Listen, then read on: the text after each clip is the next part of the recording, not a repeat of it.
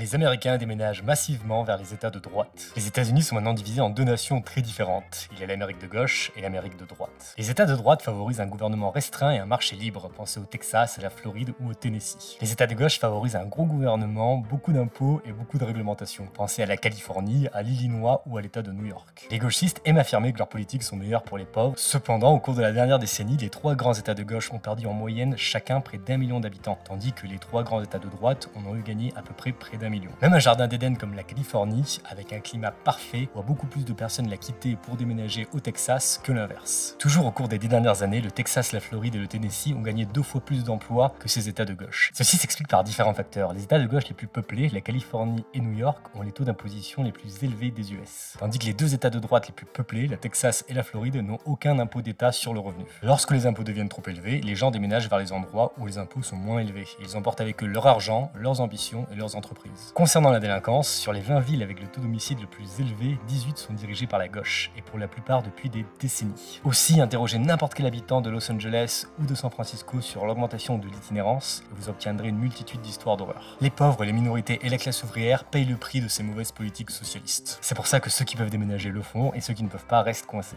L'Amérique de droite prospère pendant que l'Amérique de gauche est en crise, et comme vous le savez, la France a des politiques bien plus proches de celles de l'Amérique de gauche.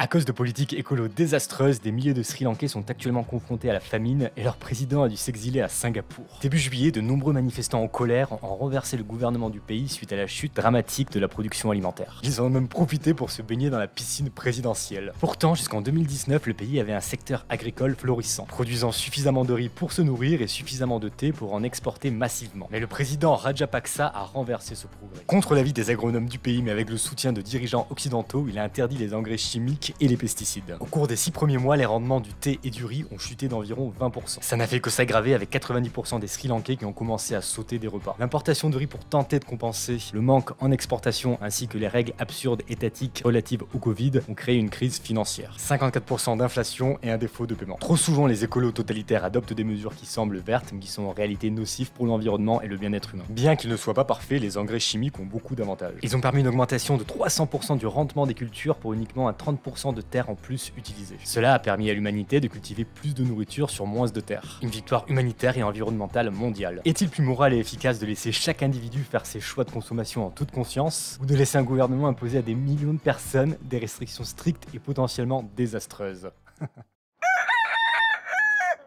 Avant, les comics, c'était ça. Et maintenant, c'est ça.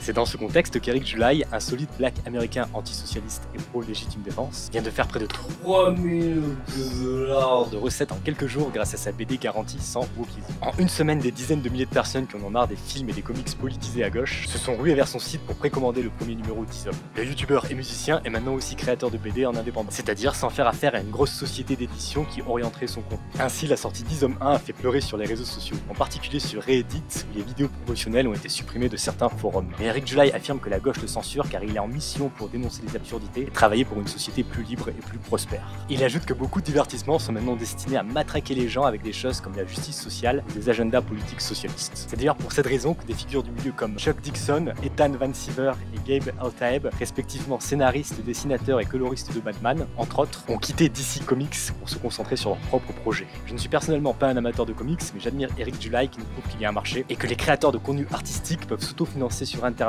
à hauteur de plusieurs millions pour concurrencer les corporations woke. La guerre pour la liberté passe avant tout par la bataille culturelle et il ne faut pas laisser la gauche continuer à avoir la main mise sur les BD, les films et la musique. Car grâce à ça, il lave le cerveau des jeunes générations prônant un égalitarisme immoral et destructeur.